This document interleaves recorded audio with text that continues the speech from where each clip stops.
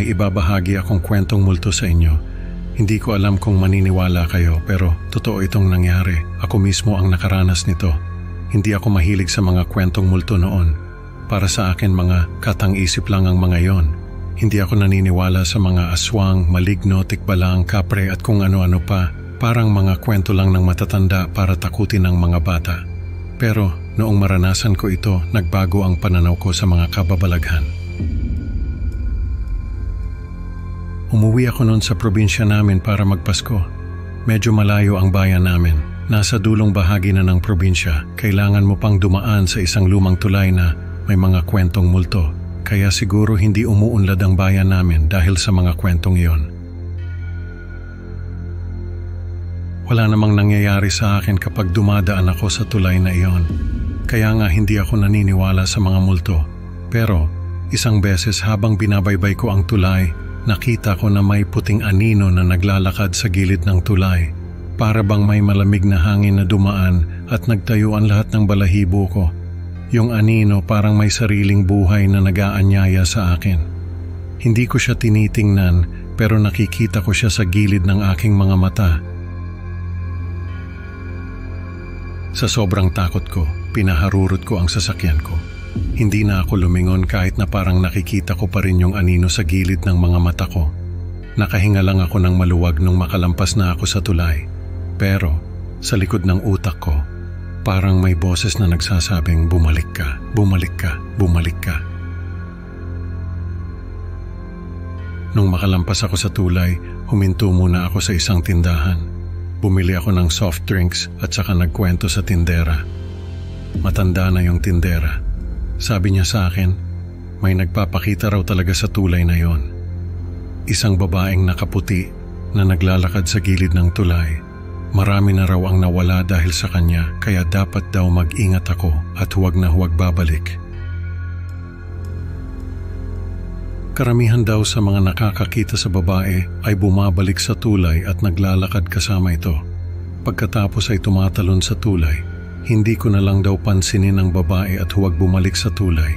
Tumango-tango na lang ako, pero sa isip ko, hindi naman ako magpapadala sa isang multo lang. Nung mga sumunod na araw, nakalimutan ko na yung nangyari sa akin. Nakipag-inuman ako sa mga kababata ko. Nakipagkwentuhan. Isang gabi naglalakad ako sa gilid ng tulay. Hindi ko alam kung bakit. Basta nagising na lang ako na naglalakad ako. Wala akong kasama. Ako lang. Tapos may nakita akong babae na nakatayo sa gitna ng tulay.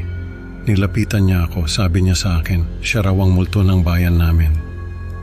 Kung gusto ko raw malaman ang madilim na nakaraan ng bayan namin, ay sumama ako sa kanya. Sasamahan ko raw siya na ipakita sa akin ang madilim na nakaraan ng bayan namin. Nagising ako sa pagkakahipnotismo sa kanya. Sabi ko sa kanya, hindi ako naniniwala sa kanya. Panaginip lang ang lahat ng ito. Tumawa siya. Sabi niya sa akin, hindi raw ako naniniwala sa multo. Pero ito ako at kinakausap siya. Sabi ko sa kanya, hindi ako naniniwala sa kanya. Panaginip lang ito. Tapos sabi ko sa kanya, ipakita niya sa akin ang nakaraan ng bayan namin. Tumawa siya at hinawakan ang kamay ko. Biglang nag-iba yung paligid. Nakita ko yung babae na tinutulak ng isang lalaki. Sabi ng babae, buntis siya at asawa niya yung lalaki. Pero ayaw siyang paniwalaan ng lalaki. Sabi ng lalaki, marami raw siyang kalaguyo. Kaya hindi niya alam kung sino ang ama ng dinadala niya. Nagmakaawa yung babae sa lalaki pero tinulak siya nito sa tulay. Sumigaw ako at pinuntahan yung babae. Pero wala akong nagawa. Nung tumingin ako sa kasama ko, nakita ko na siya yung babaeng tinulak sa tulay. Tumawa siya. Sabi niya sa akin, pinatay siya ng lalaking iyon. Ang asawa niya mismo ang pumatay sa kanya. Tapos biglang nagbago yung itsura niya. Naging duguan yung damit niya parang bagong sugat na umaagos ang dugo. Naging putol yung mga braso niya at nagalit siya. Yung mga mata niya parang apoy na handang lumamon. Sabi niya sa akin, pinatay siya ng lalaking iyon. Kaya lahat ng makikita niya sa tulay ay pinapatay din niya. Biglang lumindol. Nagsigawan yung mga kaluluwa na nasa ilalim ng tulay. Tumakbo ako pabalik sa sasakyan ko. Nung makasakay ako, pinaharurot ko yung sasakyan. Naririnig ko pa rin yung mga sigaw ng mga kaluluwa. Pagkatapos noon, hindi na ako bumalik sa tulay na iyon. Dumaan ako sa mas malayong daan.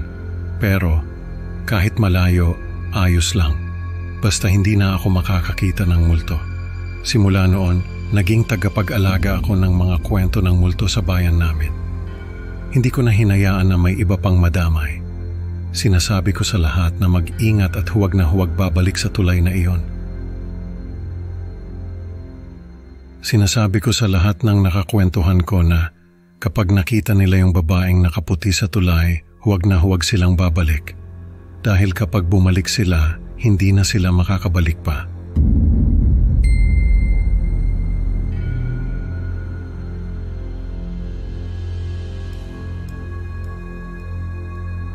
May kilala akong ethnographer. Tawagin na lang natin siyang June. Para sa mga hindi nakakaalam, ang ethnographer ay isang klase ng researcher na nag-aaral ng mga tao at kultura nila.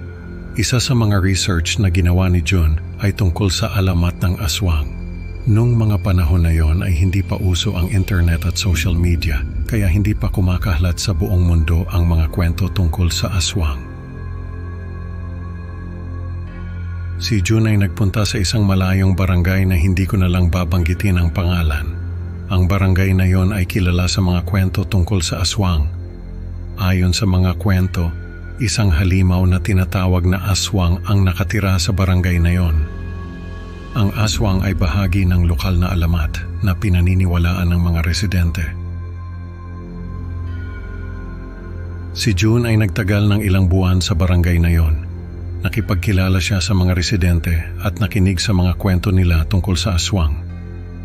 Ayon kay June, isa sa mga kwento na tumatak sa isip niya ay yung kwento ng isang matanda na nagpakita sa kanya ng mga buto na nakalagay sa isang garapon. Ang sabi ng matanda, yung mga buto ay labi ng mga kapamilya niya na pinatay ng aswang. Sabi ni June, hindi niya alam kung totoo yung mga buto na pinakita sa kanya, pero hindi niya yun pinansin kasi sa totoo lang, hindi siya naniniwala sa mga kwento tungkol sa aswang. Para sa kanya, mga alamat lang yon na walang basehan.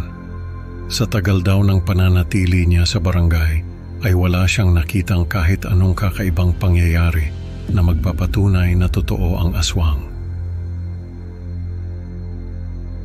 Hanggang sa dumating yung araw na aalis na siya sa barangay. Bago umalis si June ay nagkaroon ng pistahan sa barangay.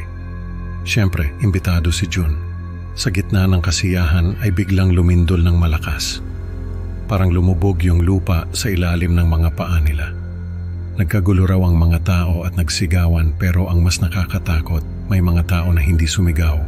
Yung mga umuungol parang hindi tao, parang mga hayop na nagtatago sa dilim.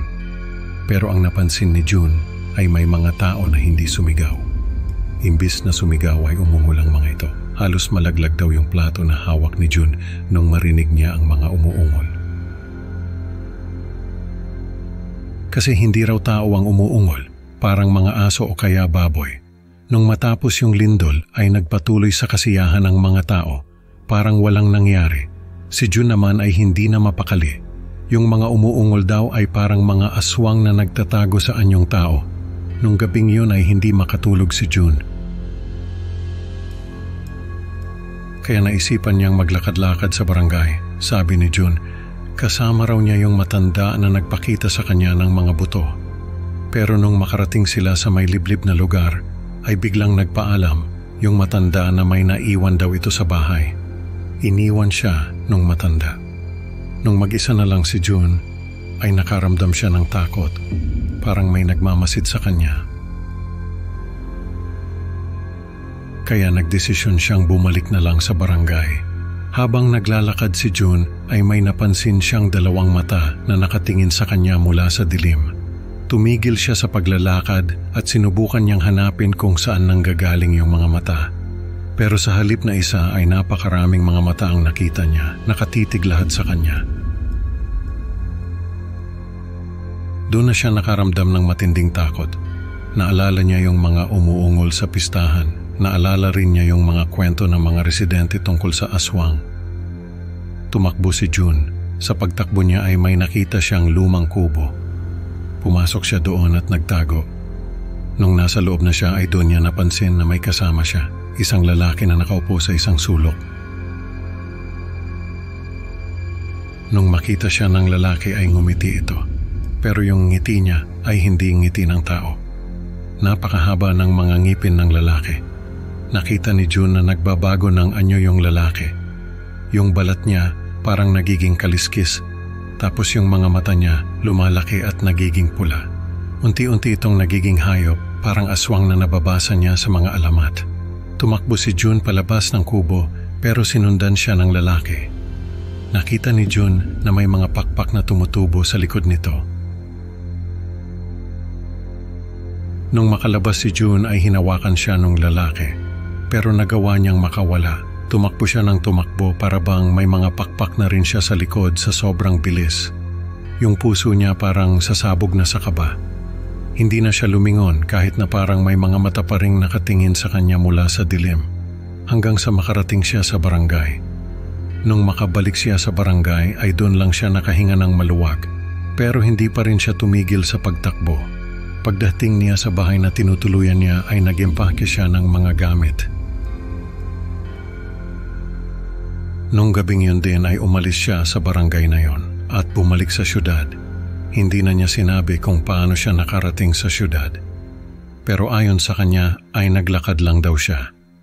Natatakot kasi siya na baka yung driver ng masasakyan niya ay isa rin sa mga aswang na nagtatago sa anyong tao. Sa ngayon ay matagal nang patay si June, pero naipamana niya sa akin ang kwento niyang ito. Sabi niya, isulat ko raw at ipakahalat para babala sa mga taong hindi naniniwala sa alamat ng aswang. Sobrang takot niya na kahit sa syudad, hindi siya mapakali. Ngayon ay naniniwala na ako kasi kitang-kita ko sa mga mata niya yung takot at paniniwala na dala niya hanggang sa huli.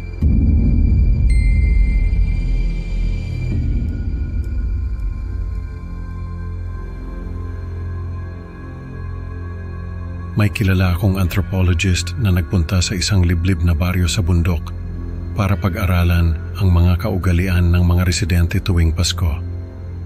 Ang alam niya ay may kakaibang paraan ng pagdiriwang ng Pasko ang mga residente ng baryong iyon, kaya naman naisip niya na magandang topic iyon para sa isang research na ginagawa niya. Nang makarating siya sa baryo, ay nalaman niyang may isang bagay na kinatatakutan ng mga residente tuwing Pasko, isang halimaw na tinatawag nilang tiktik. Ayon sa mga residente, isang malaking ibon ang tiktik na kumakain ng mga tao. Tuwing Pasko raw ay bumabalik ito sa baryo at nagiging dahilan ng pagkawala ng ilang mga residente. Siyempre, hindi naniwala ang kakilala kong iyon. Para sa kanya mga kwento lang yung tiktik na pangtakot sa bata. Isa siyang modernong tao na hindi naniniwala sa mga alamat at sabi-sabi. Sabi niya sa akin, noong unang gabi raw niya sa baryo, ay narinig niya ang tunog ng tiktik. Ang sabi ng mga residente ay may kakaibang tunog na ginagawa ang tiktik kapag lumilipad ito sa kalangitan. Isang tunog na parang tiktik. Nang marinig daw niya ang tunog na iyon, ay kinilabutan siya. Hindi dahil sa takot kundi dahil sa kakaibang pakiramdam na dulot ng tunog na iyon. Hindi raw niya maipaliwanag pero parang may nakatagong mensahe ang tunog na iyon na hindi niya maunawaan. Isang araw ay nilapitan siya ng isang matandang babae. May dala itong damit na may mga marka ng tila mga kuko ng hayop. Ayon sa matanda, iyon daw ang damit ng kanyang anak na kinain ng tiktik. Ang mga marka raw na nasa damit ay galing sa mga kuko ng tiktik. Nagbabala ang matanda na umalis na siya sa baryo dahil baka siya ang susunod na kainin ng tiktik. Isang araw din ay nilapitan siya ng isang batang lalaki. Sabi ng bata ay may ipapakita raw ito sa kanya. Sumama naman siya dahil naisip niya na baka may maibigay na impormasyon ng bata tungkol sa tiktik. Dinala siya ng bata sa isang liblib na bahagi ng gubat. Doon ay may pinulot ang bata na isang balahibo na kasing laki ng braso ng isang tao. Sabi ng bata, yun daw ang patunay na totoo ang tiktik kasi wala namang ibang ibon na ganun kalaki.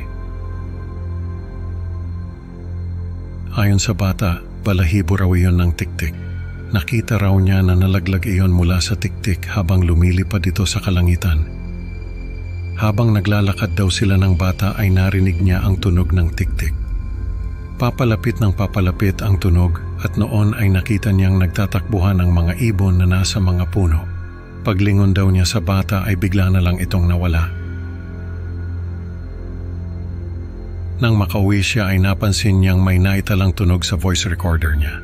Nung pakinggan niya ay narinig niya ang tunog ng tiktik na narinig niya mula sa misa ng hating gabi.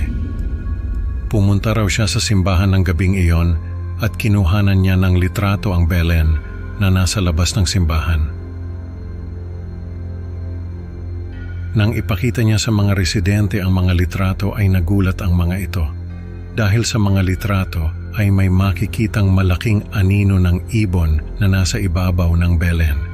Hindi raw niya iyon napansin noong kinukuhanan niya ng litrato ang Belen. Pero dahil sa mga litrato ay napagtanto niya na totoo nga ang tiktik. Isang araw ay nilapitan siya ng matandang babae na nagpakita sa kanya ng damit ng anak nito. Sabi ng matanda ay may ipapakita raw ito sa kanya. Doon daw nakatira ang tiktik. Dinala siya ng matanda sa isang liblib na lugar. Habang papalubog ang araw ay narinig niya ang tunog ng tiktik. Papalapit ng papalapit ang tunog. Kaya naisip niya na tumakbo pabalik sa baryo. Bago siya makatakbo ay nakita niya ang tiktik, ang dilim ng paligid, pero kitang-kita niya ang pag-transform ng lalaki.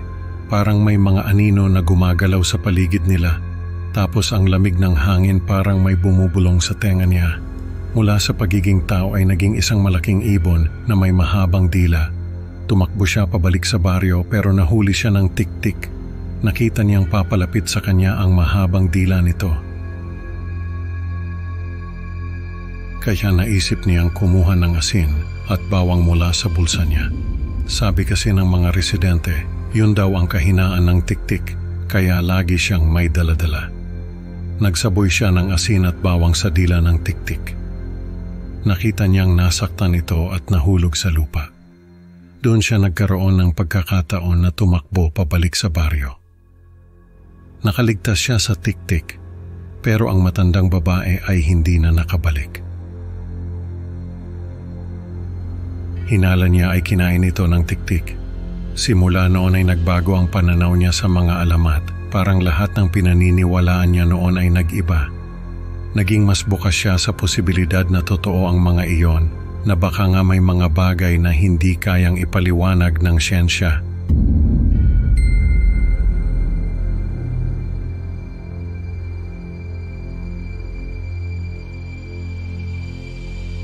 Ako po si Arvin, 20 years old.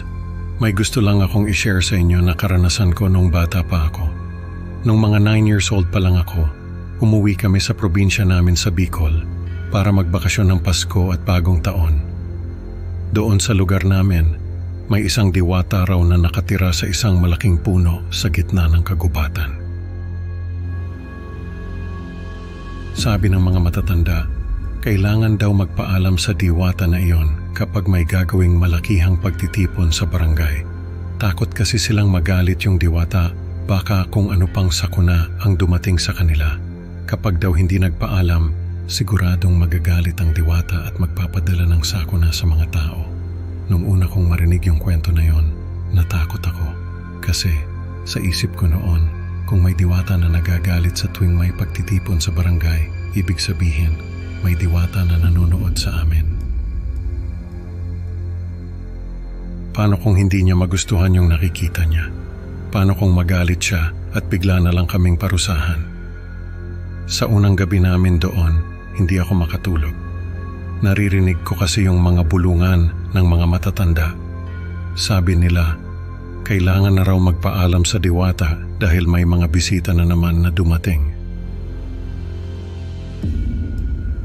Nung marinig ko yon, lalo akong natakot. Hindi ko alam kung anong gagawin ko. Gusto kong bumalik sa Maynila pero alam kong hindi yun pwede. Isang araw, sumama ako sa tatay ko na mamasyal sa barangay. Habang naglalakad kami, may nakita siyang kakilala at kinausap niya ito. Naiinip na ako noon sa paghihintay, kaya nagpasya akong umuwi na lang. Habang naglalakad ako pauwi, nakita ko yung tatay ko na naglalakad sa unahan. Nagulat ako kasi iniwan ko siya doon sa kakilala niya. Nagtaka ako, pero hindi ko na lang pinansin. Sinundan ko na lang yung tatay ko. Nagtaka ako kasi imbis na sa bahay namin dumiretso yung tatay ko, ay pumasok siya sa kagubatan. Sinundan ko siya habang nagtatago sa mga puno. Yung paligid tahimik na tahimik pero parang may bumubulong sa hangin. Hanggang sa makarating kami sa isang malaking puno. Doon ko nakita yung tatay ko na pumasok sa loob ng puno. Natakot ako, hindi ko alam kung anong nangyayari. Tumakbo ako pauwi at doon ko nakita yung tatay ko na nakikipagkwentuhan pa rin doon sa kakilala niya. Hindi ko maintindihan kung anong nangyayari. Hindi ko na lang kinuwento sa tatay ko yung nakita ko. Sa mga sumunod na araw, sinubukan kong alamin kung anong ginagawa ng mga matatanda kapag nagpapaalam sila sa diwata. Sinundan ko sila sa kagubatan at nakita ko yung mga ginagawa nila. Nagdarasal sila doon sa malaking puno kung saan ko nakita yung tatay ko na pumasok. Natakot ako pero sa isip ko noon ay gusto ko rin maranasan yung ginagawa nila. Kaya nung sumunod na beses na nakita ko na may pumapasok sa kagubatan, sinundan ko ulit. Nagdarasal ulit sila sa harap ng puno. Nagtago ako sa mga damuhan at pinanood sila. Sa pagkakataong ito, may napansin akong kakaiba. Yung isang lalaki, unti-unting nagliwanag yung katawan niya. Parang may ilaw na nagmumula sa loob ng katawan niya. Nakita ko na may mga hawak siyang dahon habang nagdarasal. Doon ko naisip na yung mga dahon na yon ang dahilan kaya nagliwanag yung katawan niya. Ginusto ko rin maranasan yung ganoon. Kaya nung umalis na sila, kumuha ako ng mga dahon at kiniskis yun sa balat ko. Pero imbis na lumiwanag ako, ay parang nasusunog yung balat ko. Sobrang sakit. Tumakbo ako pa uwi sa bahay namin, umiiyak ako. Hindi ko alam kung anong nangyayari sa akin. Pinahiran ako ng nanay ko ng mga gamot pero hindi pa rin nawala yung sakit. Nagkasugat-sugat yung balat ko at hindi ako nakalabas ng bahay ng ilang araw. Nagalit sa akin yung mga kalaro ko kasi hindi ako nakasama sa mga laro nila. Hindi ko na lang sila pinansin. Sabi ko sa sarili ko, hindi ko na lang sila papansinin at hindi na ako makikipaglaro sa kanila. Pero nung gumaling ako, na-miss ko rin sila. Kaya nilapitan ko sila at nakipaglaro ulit. Hindi naman sila tumanggi. Sa huling gabi ng bakasyon namin, nagpasya ako na sundan ulit yung mga matatanda sa kagubatan. Hindi ko alam kung anong pumasok sa isip ko at ginawa ko yon. Siguro dahil alam ko na matagal pa ulit bago kami makabalik sa probinsya. Alam ko na may sagradong lugar doon na hindi dapat pinapasok ng mga bata. Pero ginawa ko pa rin kahit na may bahagi ng isip ko na nagsasabing mali ito. Parang may humihila sa akin na alamin pa ang sikreto. Nagtago ako sa mga damuhan. Nakita ko yung mga matatanda na nagdarasal sa harap ng puno. Habang pinapanood ko sila parang may kumakabog sa dibdib ko. Hindi ko maipaliwanag pero parang may mali sa nakikita ko. Pero sa pagkakataong ito, may kakaiba sa mga dasal nila. Unti-unting nagliwanag yung buong paligid. Nawala yung puno at napalitan ng napakaraming kandila. Sa gitna ng mga kandila, may isang napakagandang babae na nakaupo sa isang trono. Doon ko lang napansin na napakarami palang tao na nagdarasal sa harapan niya. Hindi lang yung mga matatanda na sinundan ko. Doon ko naisip na hindi lang pala mga taga-barangay namin ang naroon. Lahat ng mga tao sa barangay ay naroon at nagdarasal sa diwata. Bigla akong kinabahan. Hindi ko alam kung anong ginagawa nila, pero alam kong hindi tama na naroon ako. Tatakbo na sana ako pabalik sa bahay namin, pero biglang nagdilim yung paligid. Parang lahat ng takot na naramdaman ko noon, sabay-sabay na bumalik. Ramdam ko yung bilis ng tibok ng puso ko, parang sasabog na. Nawala yung mga kandila at yung diwata. Nandun na ulit yung puno at yung mga nagdarasal na matatanda. Pero lahat sila ay nakatingin na sa akin. Tumakbo ako. Hindi ko na sila nilingon. Alam ko na sinusundan nila ako. Ramdam na ramdam ko yung mga yabag nila sa likuran ko. Pagkalabas ko ng kagubatan, nakita ko yung mga espiritu na naglalakad sa paligid. Lahat sila ay nakatingin sa akin. Nung makarating ako sa bahay namin, ay hindi ko na sila nilingon. Pumasok ako sa kwarto at nagdasal. Hindi ko alam kung anong mangyayari sa akin. Alam kong may kaparusahan yung ginawa ko. Pero hindi ko alam kung ano. Sa ngayon, ay wala pa naman akong nararamdaman na kakaiba. Pero hindi ko alam kung hanggang kailan. Baka sa mga susunod na araw, buwan o taon ay maranasan ko rin yung parusa ng diwata. Hanggang ngayon ay hindi pa rin ako mapakali sa mga nangyari. Parang may anino ng takot na laging nakasunod sa akin. Lagi ko pa rin iniisip na may mga bagay na hindi ko dapat nalaman at nakita. Baka isang araw, bumalik yung mga espiritu para singilin ako.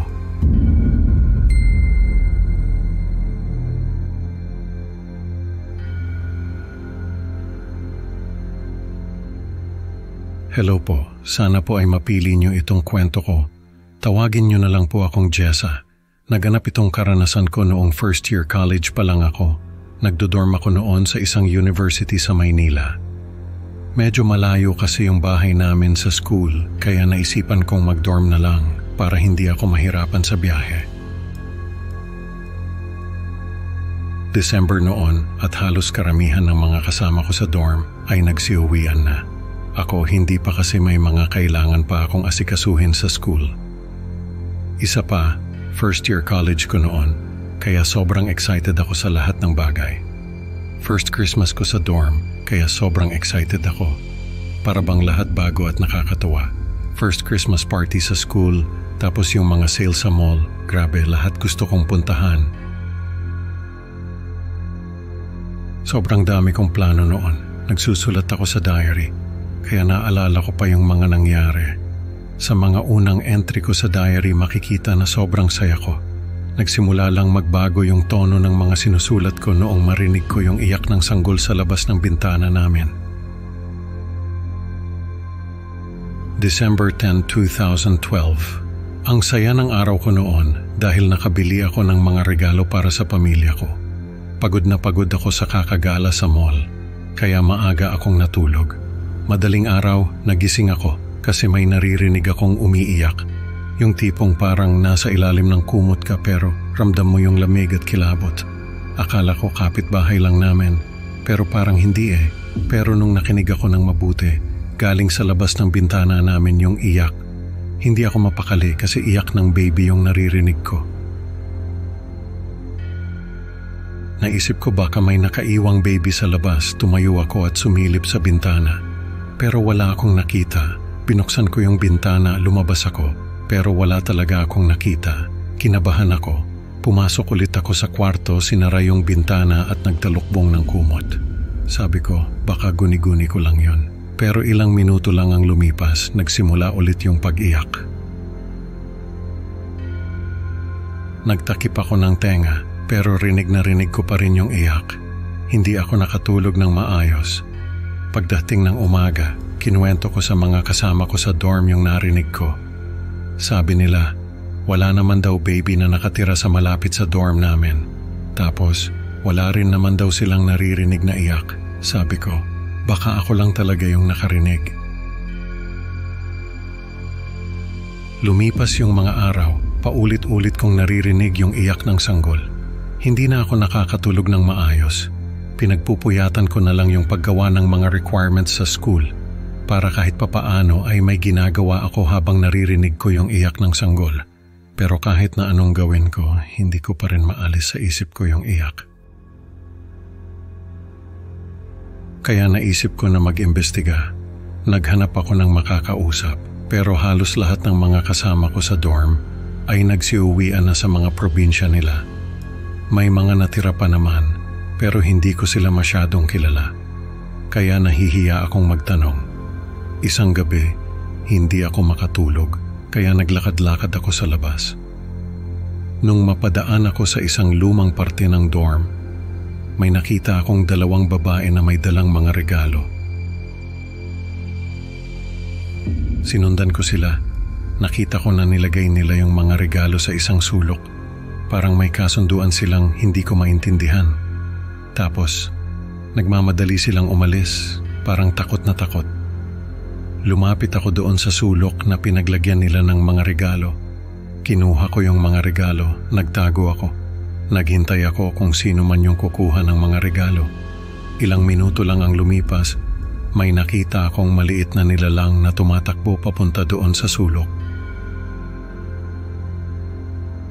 Nanginig ako sa takot kasi alam ko na hindi tao yung nakita ko.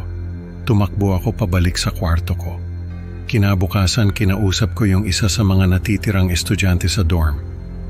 Mas matanda siya sa akin. Tawagin na lang natin siyang Ate Maan. Nagtanong ako kung meron ba siyang naririnig na iyak ng sanggol tuwing gabi. Sabi niya, wala naman daw. Tapos tinanong ko rin siya tungkol doon sa mga babaeng nakita ko na naglalagay ng mga regalo sa sulok. Doon na siya nagkwento. Sabi niya, wag ko raw gagayahin yung mga babaeng yon. Kasi matagal na raw nilang ginagawa yon. Nagtanong ako kung ano bang ibig niyang sabihin. Sabi ni Ate Man may mga estudyante raw na naririnig din yung iyak ng sanggol. Ang ginagawa raw ng iba ay nag-aalay ng mga regalo para sa sanggol. Ang hindi nila alam ay tiyanak ang umiiyak na sanggol. At hindi nila dapat ito pinapansin. Sabi pa ni Ate Maan, hindi raw siya nakaririnig ng iyak ng sanggol. Siguro raw ay dahil hindi niya ito pinapansin. Kaya payo niya sa akin wag ko na lang pansinin yung iyak at mawawala rin yun. December 24, bisperas ng Pasko, hindi ako pinatulog ng iyak ng sanggol. Naalala ko yung mga babaeng nakita ko na naglalagay ng mga regalo sa sulok. Naisip ko baka hindi lang ako yung nakakarinig ng iyak ng sanggol, naghintay ako. Magdamag akong nakabantay, nakita ko yung mga babaeng estudyante na naglalagay ng mga regalo sa sulok pero hindi lang sila. May mga lalaki at babae pa na naglalagay ng mga regalo. Naisip ko, hindi na ito tama. Kailangan kong pigilan yung mga estudyante. Pero paano ko gagawin yon kung ako mismo ay natatakot sa tiyanak? Doon pumasok sa isip ko yung sinabi ni Ate Maan. Huwag ko raw pansinin yung iyak. Siguro yun din yung dahilan kung bakit ako lang yung nakakarinig ng iyak. Dahil ako lang yung natitirang estudyante na nakakapansin sa tiyanak, kailangan kong itaboy yung tiyanak. Hindi ko na matiis yung takot at kaba gabi-gabi. Pero paano? Naalala ko yung sabi ng lola ko. Takot daw sa puting kandila ang mga tiyanak. Kaya kumuha ako ng puting kandila. Tapos naghintay ako. Nung makita ko yung tiyanak na kumakain ng mga regalo, nilapitan ko siya. Sinindihan ko yung puting kandila, nanginginig pa yung kamay ko. Tapos, tinutok ko sa mukha niya. Nagulat yung tiyanak, parang nasunog siya, sumigaw siya, yung sigaw na parang naglalagablab sa galit. Tapos, sinubukan niya akong kagatin. Pero tinutok ko ulit sa mukha niya yung kandila.